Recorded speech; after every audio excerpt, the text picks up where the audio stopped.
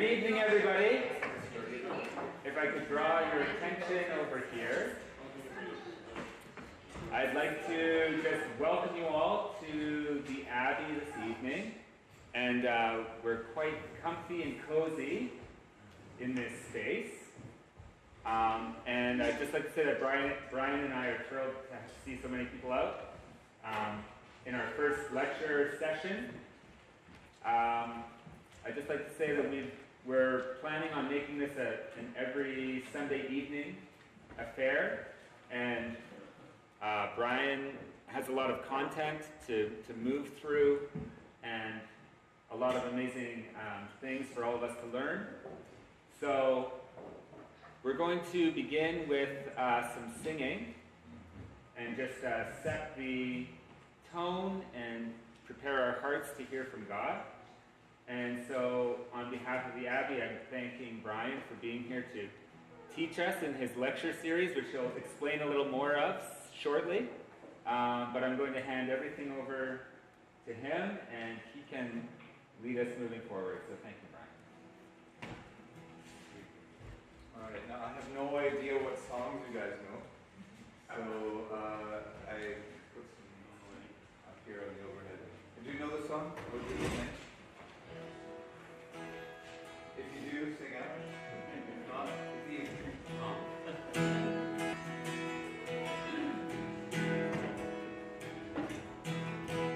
You were the Word at the beginning.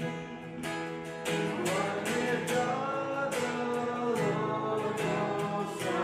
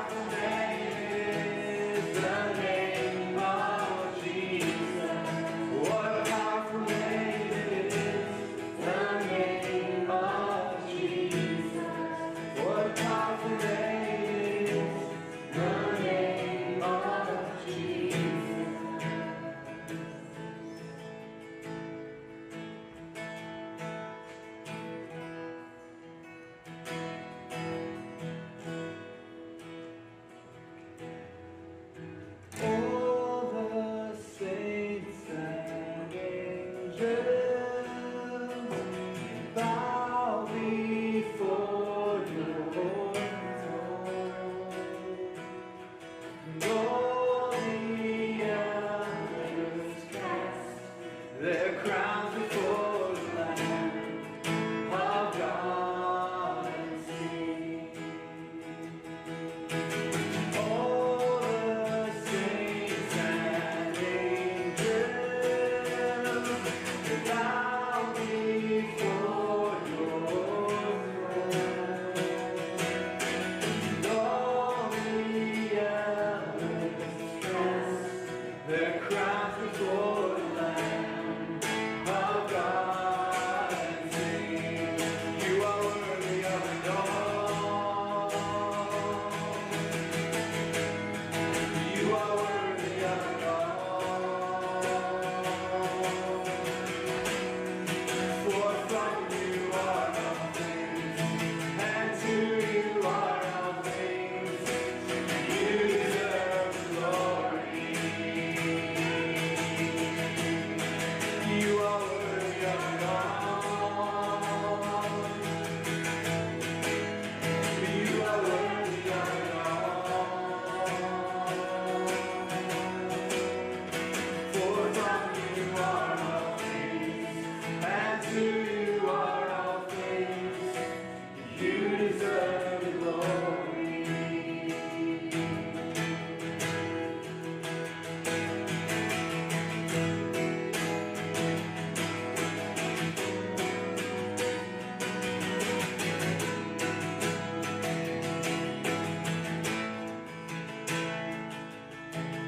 Day and night and day, let incense arise.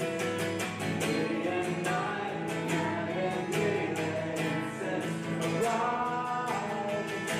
Day and night and day, let incense arise.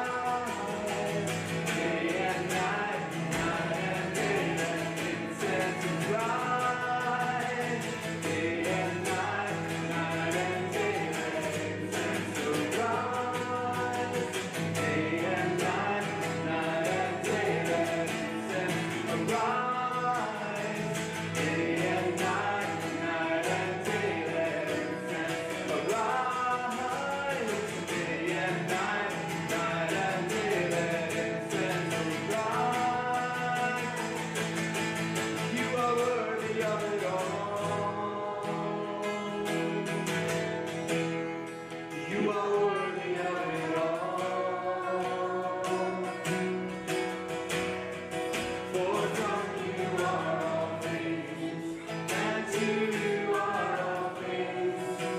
You deserve the glory. You are worthy of it all. You are worthy of it all.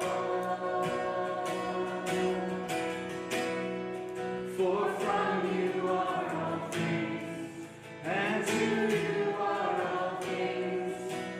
You deserve the glory.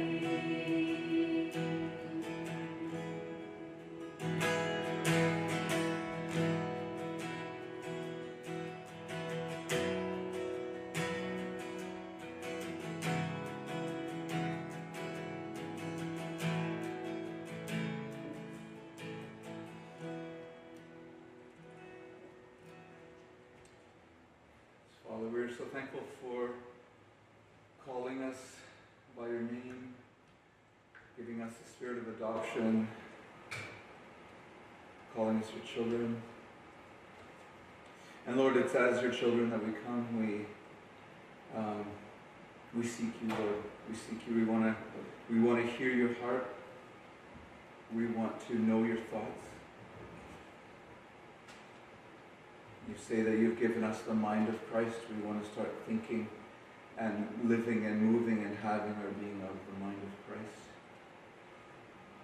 Father, we pray that you, through your Spirit, would open up your word for us tonight and give us wisdom to know how to walk.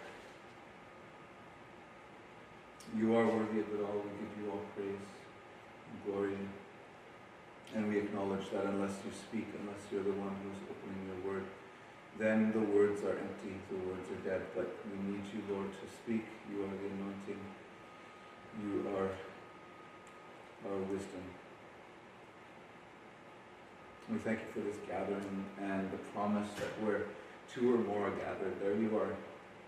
You're here in our midst, and we worship you, Lord, in our midst.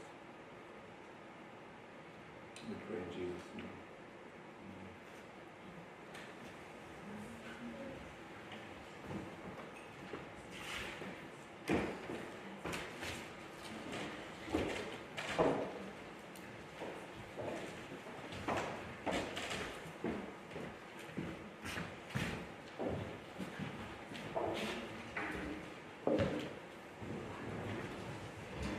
So we kind of agonized for a while about where this all should be. I was down there where the cream and sugar was before, but I didn't like that idea.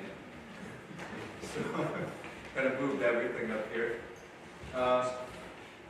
Thank you for coming. There's more people than I expected. I keep hoping for small groups. Who here knows anything about the Enneagram? Yeah, this is a community that's all about the Enneagram. I'm a 5. And 5's 5 of the 4 wing. And 5s like to kind of find their own little corners and do a lot of thinking. And they very reluctantly kind of bring it out for people to hear. So that's me. So this is also me saying, okay, out of the comfort zone, here we go. We have been talking, Scotland and I have been talking for a few months now about the idea of doing something like this. And we threw around a number of ideas. And we've kind of covered the ground from, it could be something on, world religions, it could be something on, how does the message of Christ communicate to Hindus and Buddhists and Muslims. It could have been that. We could have done something more philosophical, something on maybe testing the waters with new atheism and agnostics and all that kind of stuff. We could have done all that, but in the end, I think we just felt like we need to get kind of just centered in who Jesus is. And we've been talking about the idea of doing once a year grounding in the gospel. And because I think if anybody is called by the name of Jesus, we need to keep on getting grounded back again to who Jesus is, what he's done, what he's taught. And out of that, then we have the wisdom to go and meet our world. Right? So that was the idea. Initially, I came up with this, like harmonizing all 4 gospels, but we would have been from here until summertime doing that. So to keep things simple and easier for myself, I focused in on the one gospel, which is the Gospel of Mathew. So I'm calling this teaching series On Earth as It Is in Heaven, which, as you probably know, I didn't come up with. That's not my phrase. You probably know who came up with that, and even where you might find that particular phrase. It's straight out of the Gospel of Matthew. In particular, the context is the Sermon on the Mount, when Jesus is teaching his disciples how to pray. First, he teaches them how not to pray, and I think Christians do need to learn how not to pray, right? What prayer isn't. But then he goes on to teach what prayer is, and of course, this is straight out of what's called the Lord's Prayer. And it's one of those phrases that when you hear it often enough, you stop thinking about it, right? Because it's so familiar, and as I say, familiarity breeds contempt. But I think familiarity also kind of stops us from hearing it, from hearing what's actually being said there. And I think what Jesus is saying is that he wants to bring heaven's culture here. And all of his teachings are designed to teach us as the fallen, rebellious race that we are, but are being rescued out of, teaching us how to start living out heaven's culture right here, right now. So there it is. That's the title of it, On Earth as It Is in Heaven. And it's the life and teaching of Jesus, and it's the study of the Gospel of Matthew. All right, and I do very much love Matthew. Next week, we're going to talk about the structure of the Gospel of Matthew, and it is beautiful. I don't know if any of you have studied like literary works, literary criticism, and that sort of thing. But when you see a beautifully structured story, it does something in you. Like it makes you. I've had great works of theology make me cry before, because it's just like, can theology be so beautiful? And this text, the Gospel of Matthew, is beautiful, the way it has been designed. We're not going to get into it this week, but next week we'll unfold it. And then as we do as well, we can kind of look at how the study has been structured as well, because I've just followed Matthew's structure. That's all I'm doing. I'm not making it up. Okay, so this may take us to the end of April, right? Initially, we called the study from Advent to Pentecost, right? And what I've done is I've followed the church calendar, right? So right now we're in the Advent season, and then right after Advent comes Epiphany, and then there's a bunch of weeks after Epiphany leading up to Lent before Easter. Yeah. So it's Ash Wednesday before Lent starts, and then there's this whole Lenten season leading up to the Passion Week, and then you got Easter, right? And so that should bring us to the end of April. So hopefully this is something that many of you can commit to, but it's also the sort of thing that, I don't want it to be like stressful for you if you can't come or something like that, I think my friend Kevin has kind of done a little bit of overkill there by trying to film this thing. But the idea is that if you miss anything and you want to watch what you missed, then it's there for you as well. Okay, so if you can't make a particular week, that's fine too. No big deal. There's no condemnation for those of us who are in Christ Jesus, right? Okay, so I also wanted to use this study as a way to kind of do my own study. I love the early church. So early church fathers, all the early church writings, and by that I mean up to Augustine, basically. So up to the 5th century, 4th and 5th century. Because I think that the earliest centuries of Christian thinkers, before the creeds came out, before the Nicene Creed and all that, and before people were kind of stuck in the language and phraseology of the creeds, they were very kind of adventurous in how they communicated their faith. So I love the analogies that you find in the early church fathers, and the way they read these texts that are so familiar to us, right? I think when we bring in some of the early church fathers, it unsettles us a little bit. It kind of gives us ideas that we hadn't counted on before, so they surprise us.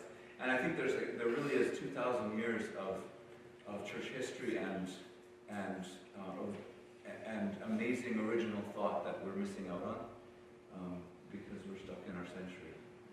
So this is what I'm trying to do. I'm kind of trying to do my own study as well. Today I was asking the question, I wonder where the earliest depictions of Jesus were. And most people think of Jesus as being the bearded guy with the long hair, right? This is a very Byzantine picture of Jesus. So this is from the 6th century, you can see. The other thing that I want to do as we go is I'm going to show you a whole bunch of pictures of the Holy Land, because a few years ago my wife Marla and I were there, and we went to Egypt, to Sinai, to Jordan, across to Israel, Galilee, down to Jerusalem, and all that. And so I just got hundreds of pictures. And it kind of helps to locate the message when you can put it geographically like that. So we went to St. Catherine's Monastery in Sinai, and this is where this very famous icon is. You've probably seen this before, right? But this, I think, was kind of the first really classical picture of bearded, long-haired Jesus, right? So I just did a little internet search to go backwards and see what other kind of pictures of Jesus we could find. So this comes from the 300s, from the catacomb in Rome. And I think that picture that's Jesus in the center, and then Peter and Paul on either side. And you can see much like that song we were just singing, right? Worthy is the Lamb. Christians have been worshiping for 2,000 years. This is the center of their devotion. And of course, that there on the right, from the same catacomb, is the picture of Jesus' baptism. Okay. And here's from the same catacombs the healing of the woman with the issue of blood. So this is the 300s. Are you noticing something? No beard. No beard. Yeah. And his hair's cropped Roman style. Yeah. This is from one of the earliest, it's ruins now, this Assyrian church near Antioch. And you can see the picture of the healing of the paralytic man. It's amazing that these things are still there on the wall, that they've withstood the test of time, even as the walls have kind of crumbled around them. And empires have crumbled sooner than these pictures have. This is a sarcophagus lid, and I think they just filled in it's a carving there, right? And they just kind of filled it in so you can see what it says. And it says in Latin, it says, Severa lives in God. So whoever died and was placed in that sarcophagus was named Severa. And so this is just their hope. And I love this. This is the picture of the three magi coming from the east to adore the Christ child. You can see the star up there. Yeah, so these are the earliest depictions.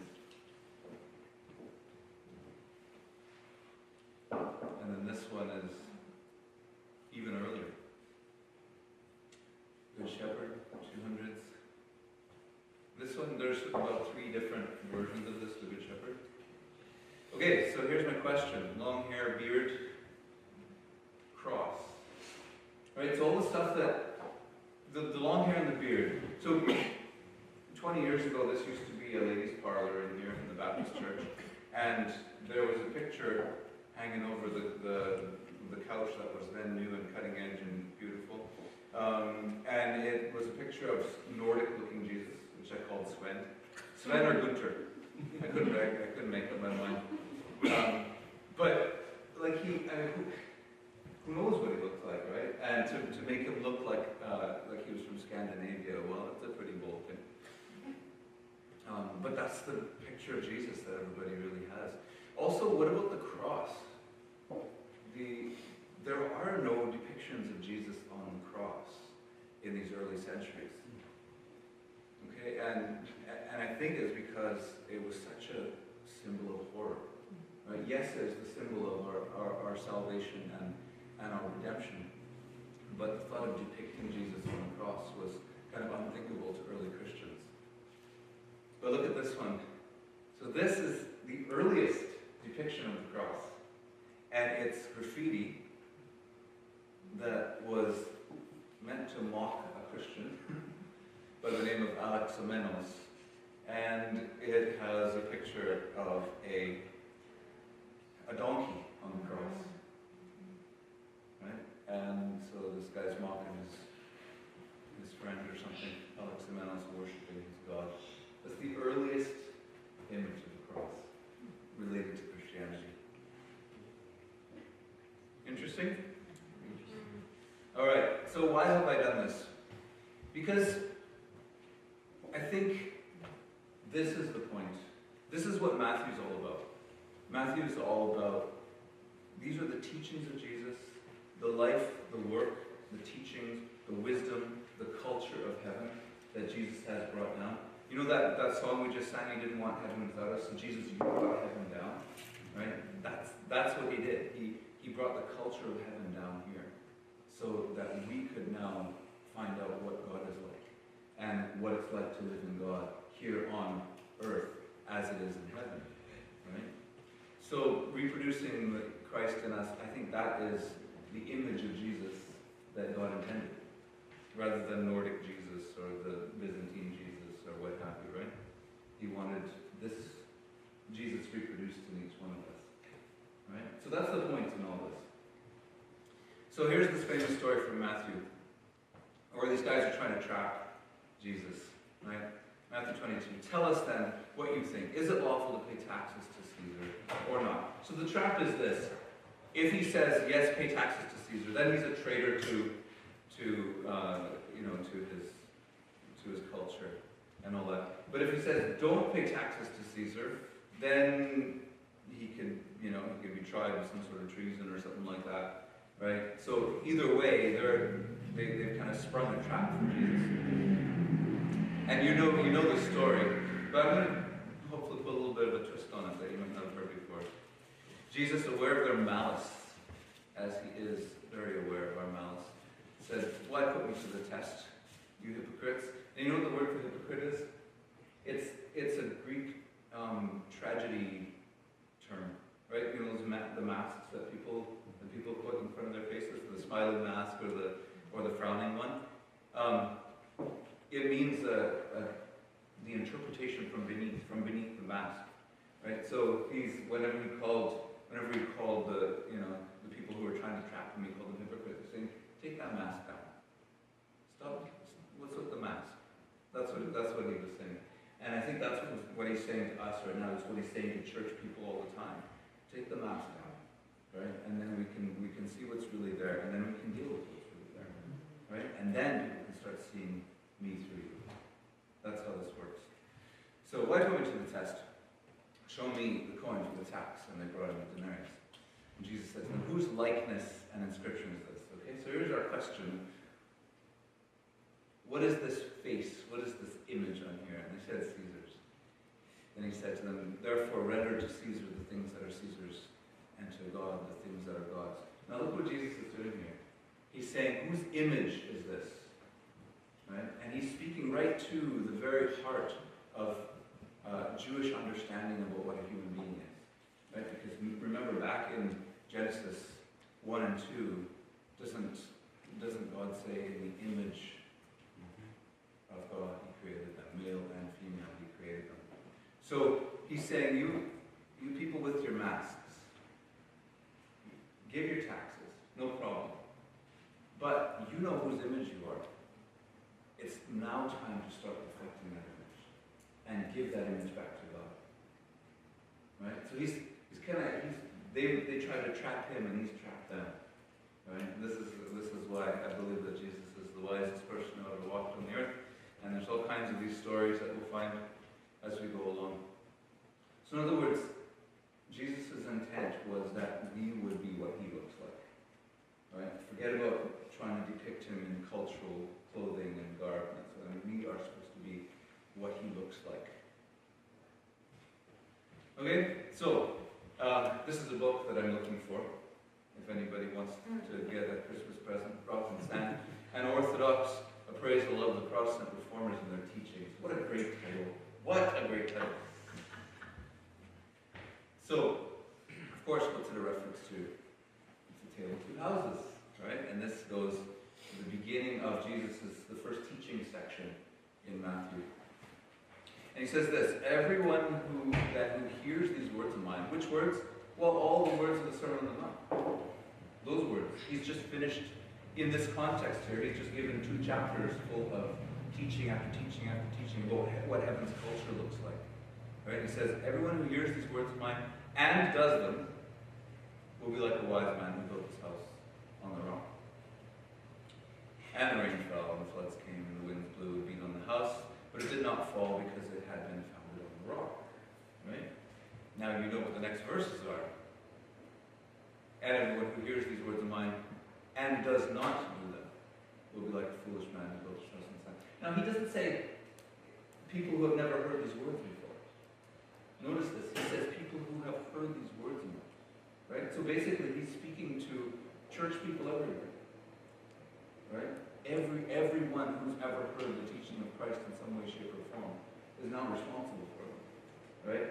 Heaven's culture has been brought to earth and Jesus has upped the ante, right? And now it's like, okay, now what do we do with this?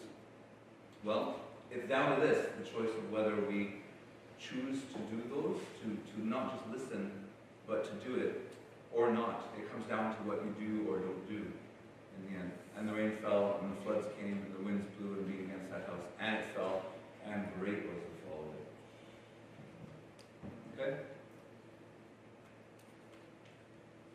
So, what I'm trying to do here in this first little bit is to give you a big picture of what Matthew's all about. So it's about Jesus bringing heaven's culture to earth.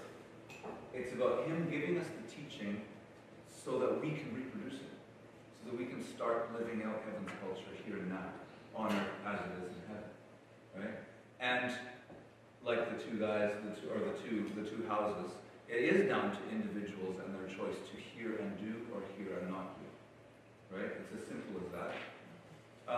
But there's more to it than that, because at the end of Matthew's Gospel, there is this very famous passage that you know as the Great Commission. Jesus came and said to them, all authority in heaven and on earth has been given to me. That's important, because we dare not go out in our own authority, or we're going to get beaten really badly. Go therefore and make disciples of all nations, baptizing them in the name of the Father, and of the Son, and the Holy Spirit. Okay, so we know that making disciples is what we should be doing, right? So not only are we to reproduce the life and the kingdom culture of Jesus in our own lives, but now we're to go and teach other people how to do the same. But what does that mean? Well, Jesus unpacks it for us very helpfully, teaching them to observe all that I've commanded you. Well, wait a second, Jesus, what have you commanded us? The whole book of Matthew. So you see how this is Matthew 28, right? So you want to know what he's commanded us? Well, that's what this study is all about. So this study for the next few months is about how do we bring heaven to earth, right? On earth as it is in heaven. We pray for it, and then we don't just pray for it, because I think a lot of us get stuck in the idea that, well, that's just a phrase from the Lord's Prayer. No, you pray for it, and then you watch God himself make you the answer to that prayer. That's the idea, right? So you don't just pray for something and then hope that he's not going to make you the answer to that prayer, because he'll take you up on that prayer, right? If you pray that his kingdom comes on earth as it is in heaven, then watch what happens. Okay, so it's down to this sort of question here. So some of you will know that we lived in India for many years. I grew up in India, and we went back to India when I was, as an adult, a young adult, went with our family and lived and worked there, taught there at an international school. And people are very curious about you, because they see your white skin, and they ask a few leading questions, right? So if this was a coffee shop in India, and there are coffee shops in India, and I would go and I would ask for my latte or something like that, they would say, what is your good name? And it means, what name should I put on your cup, right? And I'll say, Brian. And they go, oh, Brian. And I said, yeah, Brian. Brian Adams. Oh, Brian Adams. Yes, everybody knows Brian Adams. So then they start singing Summer of '69, and it's amazing how that song gets around. But so they call out latte for Brian Adams, and they want to know who you are. And I said, so what are you doing? Are you a tourist? No, I live here. Oh, what do you do? I teach. Oh, you must be teaching English. Like, no. I teach religion. Oh, you must be teaching Christianity. He's like, no, I teach Hinduism, Buddhism, Islam, all religions. And they're kind of confused, because it's already kind of breaking categories for people. And then they'll ask, well, what are you? What is your, what do you believe, or what? And I learned over the years that I never called myself a Christian. And the reason why is because in India, it's got this colonial memory. Christian is British imperialists. It's the British Raj. And they're all wine-drinking, meat-eating, gluttons gluttons, drunkards, that sort of thing, right? And so, like, even if you go and buy liquor, the name of the shop is English Liquor Store, because the English were known for just drinking fishes, right? And that phrase doesn't make sense, but you get it. Rather than use a word like that, I started kind of, like, I'll speak in Hindi to people and just say, yeah, I'm a disciple. Because that's a category that people have in India, a disciple, right? Because there are gurus there, right? India's the land of gurus. There's like hundreds and thousands of gurus, right? And gurus have disciples, right? So this is a category that people understand, and it's a kind of a good starting place kind of category. So I'll say, yeah, I'm a disciple of Jesus, and what that does is it instantly puts the focus back where it belongs. Because if I was to say, yeah, I'm a Christian, then all the cultural baggage comes with it, including all the British Raj, imperialism, and all that kind of stuff. But if I say, I'm a disciple of Jesus, the focus is then on Jesus. And if I'm not a good representative of that, it's my fault. It's not Jesus' fault, right? So I just had this thought because I wonder if we're kind of reaching a time in 21st century North America where we might actually think like that. We might actually think, because the word Christian means so much and therefore so little. And often it's just a term of scorn, right? Now, like in this day and age. Right? So look at this. This is not Matthew. This is the only passage that's not from Matthew. A great many people were added to the Lord. Acts 11:25. So Barnabas went to Tarsus to look for Saul. And this was right around that place. Remember that sarcophagus lid? I think that was from that area there. And when he had found him, he brought him to Antioch.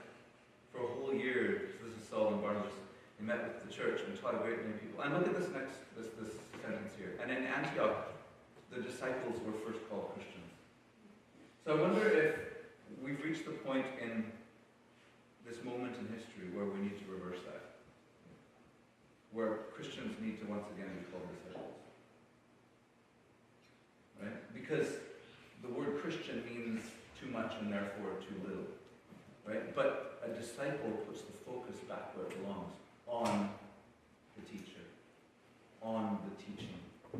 And if we're doing a bad job of it, it's our fault. Right? And we better smarten up. We better become the person that builds their house on the rock rather than on the sand. We better, when we hear the teaching of Jesus, say, yeah, I'm going to do this now. I'm going to start living this out. Right? Is that making sense so far? Yeah? Okay, so this is kind of by way of introduction. Big picture, that was kind of the simplest big picture that I can put on what Matthew's all about. So Matthew is a discipleship manual. It was an early church discipleship manual. So it starts with, you listen and build your house on this, and your house is going to stand. But then at the end of it, it says, now go into all the world and share that with everyone else, teaching them to obey, so that they too can build their house on the rock, so that heaven's culture keeps spreading through the earth like that. Okay, so it's not primarily about, how many churches are on how many street corners, but it's how much of God's kingdom culture has made its way into the world. Yeah? Making sense? Okay. So, here's the plan for the next few weeks. As I said, we're going to look at kind of the structure of Matthew next week. But this will just kind of give you an idea where we're going with this. So part one, and this is during Advent season, is the prologue and proclamation. Okay, so this is where we are right here, the genealogy of Jesus. Okay, and we'll touch on that in just a little bit. Next Sunday, there are two names within the first chapter that it's announced that Jesus will be called. They shall call his name Jesus, and they shall call his name Emmanuel. So we're going to have a look at that. What do those mean? Not just the names, the meaning of the names itself, but the whole prophetic context around it. Okay, so one of the things that I want to get good at, and I would love for people here to get good at, is to stop just listening to the greatest hits package. Do you know what I mean by that? So like if I listen to, you hear a lot of music references. I'm a music file myself. So if I have a Pink Floyd greatest hits, and it's almost unlistenable because it's one unmatching, disparate song next to the other, and it makes no sense. Why does it make no sense? Because it's been taken out of its concept album. Right? So you need, if you're going to listen to Money, you need to listen to it as the first song on side 2 of Dark Side of the Moon. You need to know it because it makes sense within this whole story that they're telling.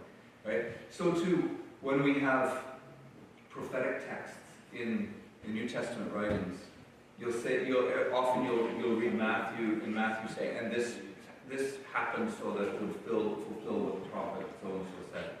But what that is it's just, here's a greatest hits song from Isaiah, and I go back and read Isaiah. Go listen to the concept album.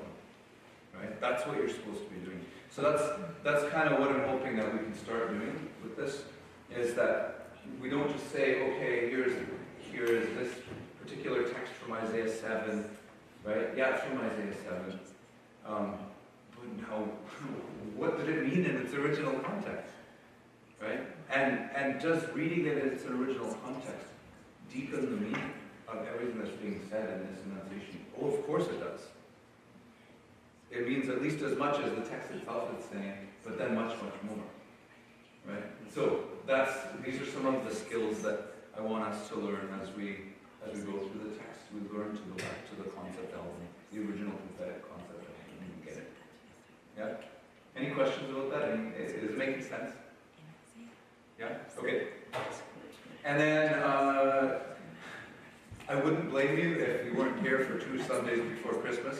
2 days before Christmas, the 4th Sunday in heaven, but it would be great if you were.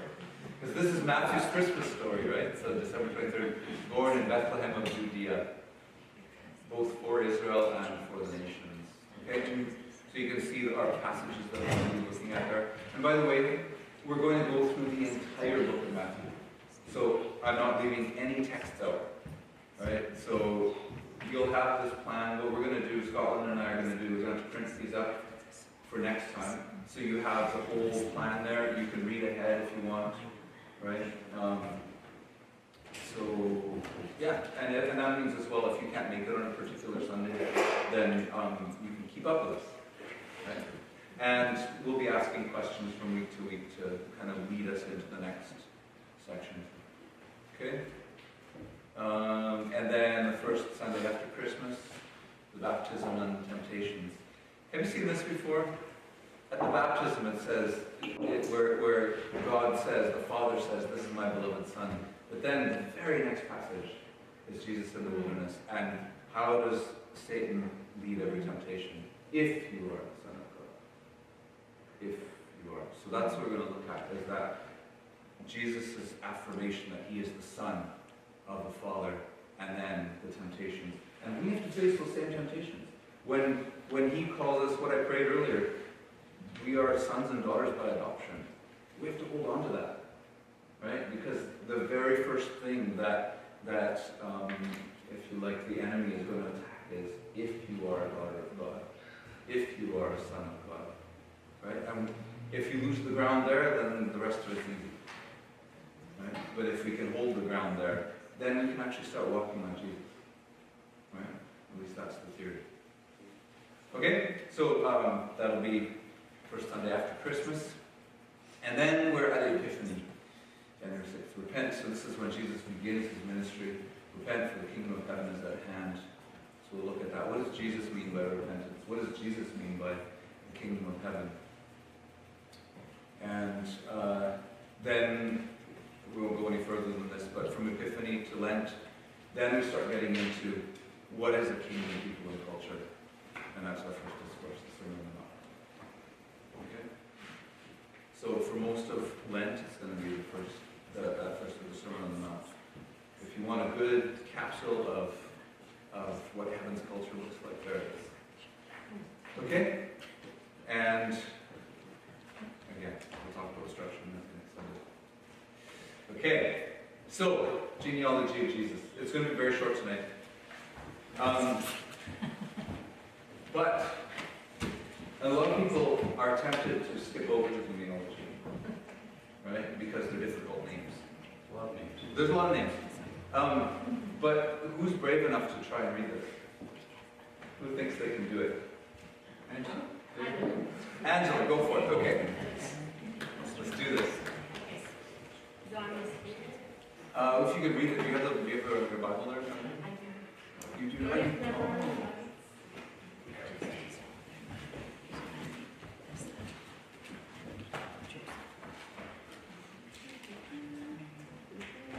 Okay. The genealogy of Jesus. A record of the genealogy of Jesus Christ, the son of David, the son of Abraham. Abraham was the father of Isaac, Isaac the father of Jacob, Jacob the father of Judah and his brothers, Judah the father of Perez and Zerah, whose mother was Tamar, Perez the father of Hezron, Hezron the father of Ram, Ram the father of Amminadab, Amminadab the father of Nahshon, Nahshon the father of Salmon, Salmon the father of Boaz, whose mother was Rachab, Boaz the father of Obed, whose mother was Ruth, Obed the father of Jesse, and Jesse the father of King David. David was the father of Solomon, whose mother had been Uriah's wife. Solomon the father of Rehoboam, Rehoboam the father of Abijah, Abijah the father of Asa, Asa the father of Jehoshaphat, Jehoshaphat the father of Jehoram, Jehoram the father of Uzziah, Uzziah the father of Jotham, Jotham the father of Ahaz, Ahaz the father of Hezekiah, Hezekiah the father of Manasseh, Manasseh the father of Amon, Amon the father of Josiah, and Josiah the father of Jeconiah and his brothers at the time of the exile to Babylon. You're doing so well, really, really well. Keep going. After the exile to Babylon, Jeconiah was the father of Shealtiel, the father of Zerubbabel, Zerubbabel the father of Abiud, Abiud the father of Eliakim, Eliakim the father of Azor, Azor the father of Zadok, Zadok the father of Akim, Akim the father of Eliud, Eliud the father of Eleazar, Eleazar the father of Mathan, Mathan the father of Jacob, and Jacob the father of Joseph, the husband of Mary, of whom was born Jesus, who is called Christ. Thus there were 14 generations in all from Abraham to David, 14 from David to the exile to Babylon, and 14 from the exile to the Christ. Thank you very much. Wasn't that edifying? Doesn't that just really well when you read a genealogy like that? I mean, what more do we need to say other than, wow, this is amazing. But actually, there's a lot of stuff hidden in there. Did you know that? Okay, so first thing I wanted to point out here is that actually Matthew's come up with what they call a mnemonic device, right? A device to help you remember, right? And so he's got this 14, 14, 14 thing, right? So 14 generations from Abraham to David, 14 from David to exile, and then 14 from exile to the time of Jesus. Okay? Now, that is, straight off the bat, this is him kind of playing around, all right? Because what you need to know is that there are gaps between generations. Okay, so between Joram and Uzziah, verse 8, there are 3 generations that aren't named, right? And between Josiah and Jeconiah, there's 2 generations. Shealtiel and Zerubbabel, there's 2 generations. Right? But what he's done here is exactly what I just said. He's given you a greatest hits. And this was a very legitimate way of giving you a Hebrew genealogy. Very legitimate. There's nothing hidden about this, because if you want to read all about those hidden generations, just go read it in the scriptures. Right? So there you'll find them in, First Chronicles and First and Second Samuel, and right? You'll find it in the stories of Zerubbabel and coming back from Ezra, Nehemiah, all those generations there. So, like, Matthew knows that those are all there. He's not kind of hiding cards or anything like that, right? But what he's doing is he's wanting us to remember this. Chunks of 14, 14, 14. So he's taken the kind of high water mark, right? The stories that we would know as well, right? So anybody who knows their Hebrew scriptures, and this is probably the best, and we'll get into this next week, but the best kind of starting place for a very Jewish gospel. And if you look at all four gospels, you probably know this already, that Matthew is the most Jewish of all the gospels. But I would also argue that John is an extremely Jewish gospel. In fact, John makes no sense if it's taken out of its Jewish context. And more than that, if it's taken out of the temple context. Because John is a temple Christology. So that will be, a year from now, we'll do that study. John as a temple Christology. So how Jewish is this? Well, he's telling the story as a Jewish storyteller would. And it makes sense that he starts with a genealogy. Okay, so he's given us our mnemonic device. Okay, and notice as well that the genealogy traces down to Joseph. Okay, so pretty much, most conservative Bible scholars will say this is Joseph's lineage. Because if you go and look at the genealogy in Luke, they're different. There's a little bit of overlap, right? And you'll see where the intersections are. But for the most part, they're two very different genealogies. And the reason why is because Matthew is telling Joseph's story. Okay, and why is it telling Joseph's story? Because it's a Jewish gospel, right?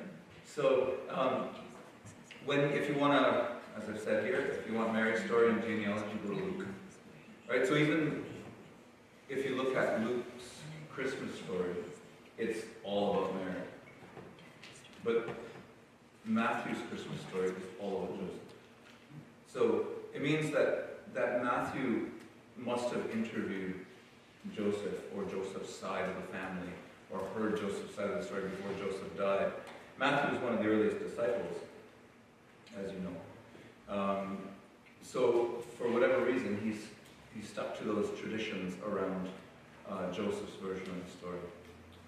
Okay? But you will hear Mary's version of events this Christmas, because whenever the Christmas story is told, it's always from Luke 2, right? And often people leave out the Matthew sections here, but we're not going to do that. We're going to read Joseph's version of things. Okay, now, what else? Did you notice anything unusual for a Jewish genealogy? The mothers. Thank you. There are 4 women named. So Tamar in verse 3, Rahab in verse 5, Ruth also in verse 5. Now, Bathsheba is not named, but she's called the wife of Uriah in verse 6 there. Okay? Tamar, as you probably know, was the daughter-in-law of Judah. Okay? Now, we don't need to go into all the details about that, but Tamar tricked Judah into sleeping with her to bear a child, right? And so the lineage of Judah got passed down Judah to daughter-in-law. And not a good idea, but there it is, right? It's there in the story. Okay, so one of the things that we also need to look at here is that at least 3, but likely all 4 of these women were Gentile. Okay, so Tamar was a Canaanite, and Rahab was a Canaanite. You know the story of Rahab? Right? She was the one who protected, who concealed the spies when they went into Jericho. And then by her faith, she was commended for her faith. And she was included in the people of God when they moved into Jericho there. Ruth came from where? Moab, right? So Ruth, yes, joined herself with Israel. Your people will be my people. Right? The wife of Uriah. Uriah was, as you probably know, a Hittite. He was not an Israelite. Now the likelihood is, now we don't know this for sure, but I'm just putting it out there. The likelihood is that the wife of a Hittite was probably also a Hittite, right? Because that's the way tribalism works, right? There probably wasn't a lot of too much interracial sort of marriages back in those days. So 4 women and 4 Gentile women, right? Now here's something else. 3 of those were known as sexually immoral. Okay, so the first one, Tamar, as we already know. Rahab, she was in Jericho's sex trade, apparently. Right? So this is what she was known for. And yet she was commended for her faith. And yet she's honored. Right? Tamar, also honored for her faith. Now, the wife of Uriah, of course, as you know, famously, David committed adultery with Bathsheba. So Ruth was the only one from this list that we don't know of who had any kind of scandal around her. Right? But very, very interesting. Why would Matthew include these names? What is he doing? I think this is what he's doing. So the genealogy gives us hints about the message of the rest of the book. Jesus and his kingdom isn't just for men. Okay? Or as we like to say today, the patriarchy. Yes? Okay, and that's, by the way, the earliest known picture of Madonna and the child, Mary and the child, also from the catacombs. Yeah? So I think that's the first thing that's being said there. That in a Jewish context, it needed to be said clearly that the kingdom of God isn't just for men. Right? This was not a foregone conclusion. There are things that we take for granted now that in its day, this was quite radical. Right? The second thing is that the Jewish Messiah isn't just for Jews. Right? That if we read the Hebrew Scriptures properly, God's plan was always to include the whole world. It was always to include the nations. Right? And it's beautiful that he's included these women from the nations, included them in, not just in the number, not just in Israel, not just numbered among Israel, but in the very genealogy of our Lord and Savior. That's an honor.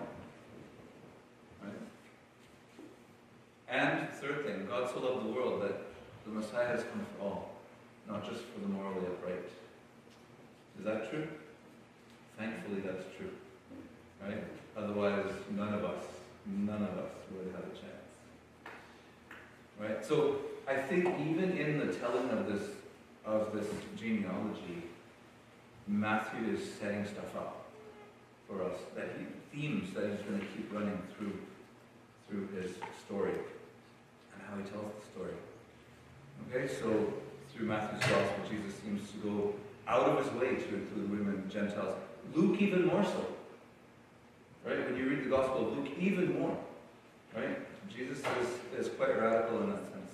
Gentiles and tax collectors and sinners are all part of Jesus' kingdom fellowship. Okay? He's setting it up with his genealogy. Now, more immediately, the genealogy sets the scene for the story of a baby that would be born to a teenage mother whose faithfulness was questioned. Right? Now, how current is this? Right? We have so kind of gilded the story of Christmas.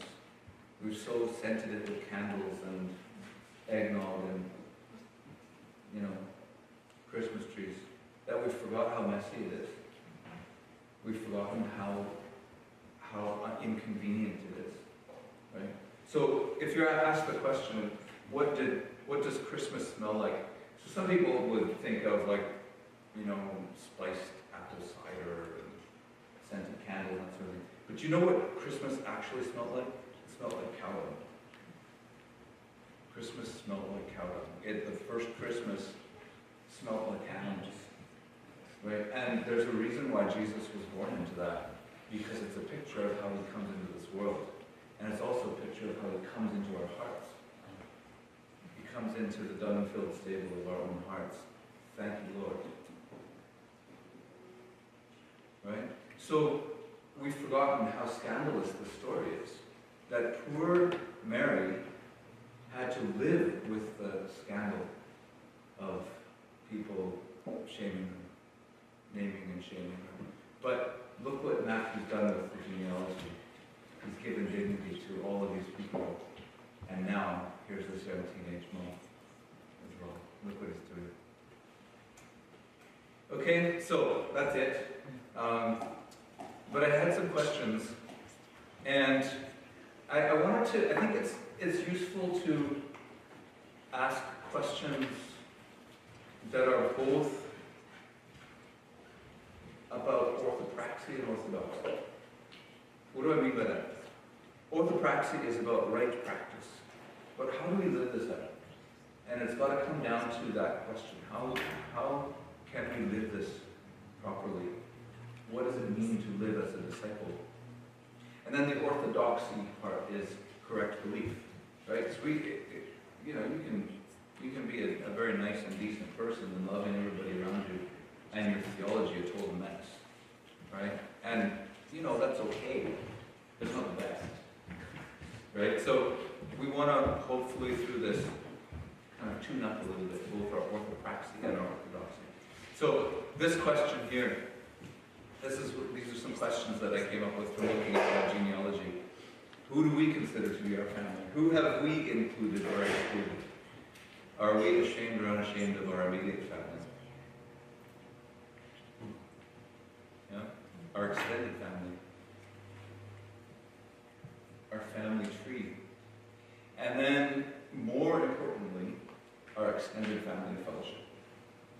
So are we in fellowship with people who are very inconvenient, who are not like us, who might even be bothering us, who we find difficult, because now you're talking Jesus kind of family, right? But if not, if the only people you've gathered around you, and I'm not saying this about anybody here, if the only people we've gathered around ourselves are people that are like us, that's not church, that's a club. That's a club. And it doesn't take any agape love to love people who are like us. And as we'll see in the Sermon on the Mount, Jesus will say, pagans do that. You love the people who love you back, hurrah. And he gives a little golf clap for us. But love the people who are not like you. And the people, the Gentiles, and the people who have bad reputation and that sort of thing. This is what Jesus said. Now these are your family. These are your family. Okay, and then the second question. The very first verse in the genealogy. It says the genealogy of Jesus Christ, and then there are two phrases, son of David and son of Abraham. So the question is, and there are some passages to look up if you want, what exactly is Matthew saying there when he says Jesus is the son of David? What is he saying there? Does it just mean he's a descendant of David? Again, if we don't go back to the original concept album, we won't get this. But if we do go back to the concept album, then we say, oh, wait a second, it means all this. Okay, so those phrases are what you call pregnant phrases. Right? They are pregnant. They're about to give birth in a big way in the rest of the story that Matthew's setting up. Okay, so what does the son of David mean? And then the second one, what does the son of Abraham mean? And you can look up Genesis 12, 15. I mean, you might as well read the whole chapters there, because they're just great stories. All right? So that's all I got.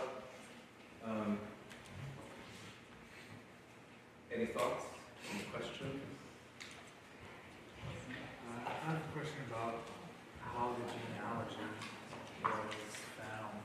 So, I don't know much about this, but how did Matthew, for example, know in such detail the genealogy of Christ? I can only guess. I mean, I don't know a definitive answer to that, but I can only guess because Matthew was, by church tradition, one of the earliest disciples of Jesus. So he was on the scene very early on. And he was also on the scene in Jesus' original family setting. Right? So he was with Jesus in Galilee and Capernaum, right? Up in the north, those early years of ministry. Jesus was surrounded by his family, right? And this was in a sense, it's like the ultimate safeguard to keep him honest about this, because like, hey, you know these people, right? These are people who you talk to. These are, Jesus' mother, right? Until Joseph died. I don't know when Joseph died, but the accountability was the family structure that he would have known very well. Yeah. So Luke is a bit different, because Luke says right up at the front, he said, I wasn't there for these events, but I went and sought out eyewitnesses and interviewed them, right? So he's admitting that, yeah, he wasn't actually there, but he learned. And he was also, of all of the gospel writers, he and John are the two apostolic authorities. So it means that whatever they got direct from Jesus. According to the Christian Jesus tradition. would have known his own genealogy like that, or would it have been? Oh yeah. So everybody kind of knew their genealogy. Yeah. That was a Hebrew pastime. Right? You had to know who you were the son of. And I think, Brian, for part of that, like, everybody knew the genealogy up to David was. Through, like, their old testament, they already knew that. Yeah. And you're almost halfway there anyway, so that's like, moving on from there, that's kind of where some of the...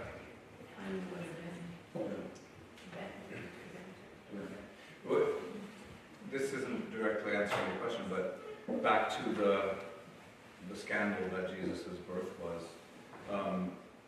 Some of the best texts attesting to the historicity of the Gospels are what are called the hostile texts.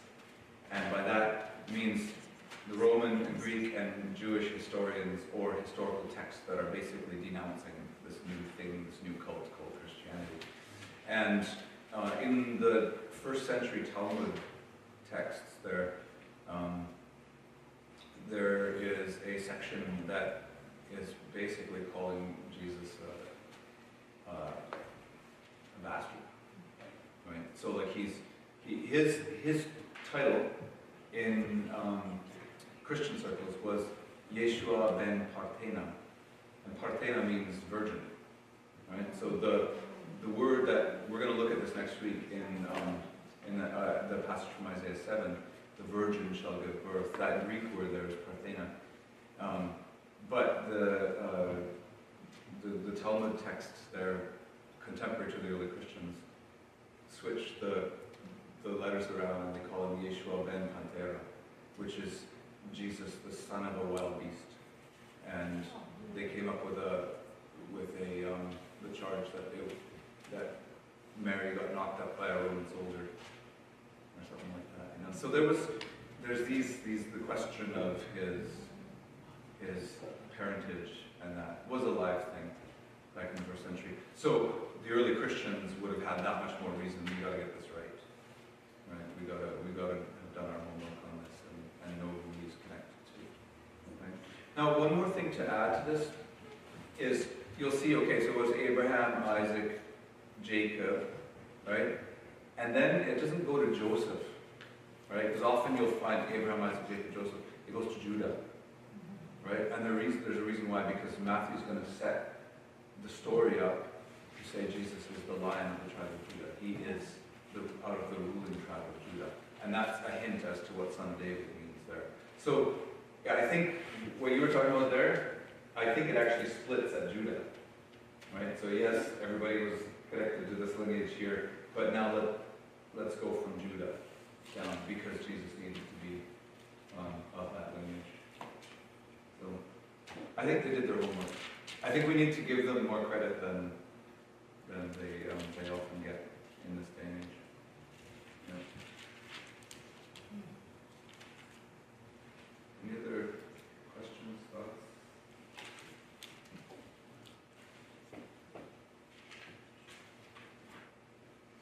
Okay. All right. Well, that's a start at least. I do hope that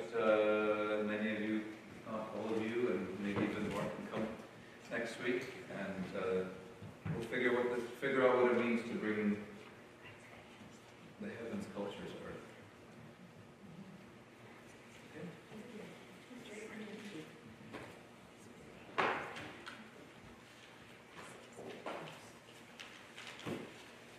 Calvin, do you want to close in prayer? Yeah, sure. I'll close.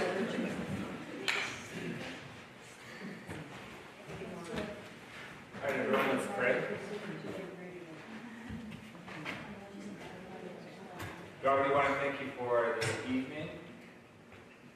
We want to thank you for Brian and his wisdom and his research and his passion, which he brings into his teaching. And so, God, we just ask that you would bless him during this time, that it would just be formative for him and encouraging for him as it is for each one of us. And God, I thank you that you are our teacher, our rabbi. I just pray that you would help us to learn from you, and that you would help us to put into practice the things that we learn, and that we would begin to see more and more our active roles in spreading your kingdom and bringing it here and showing and displaying everyone around us and even ourselves what these things mean. So, God, I pray that you be gentle with us, which you always are. You be patient with us, which we know you are as well. And we depend on your love and your mercy. And we just thank you that you are interested in us and you take great delight in us, and you love it when we come to learn about you and to learn how to be your children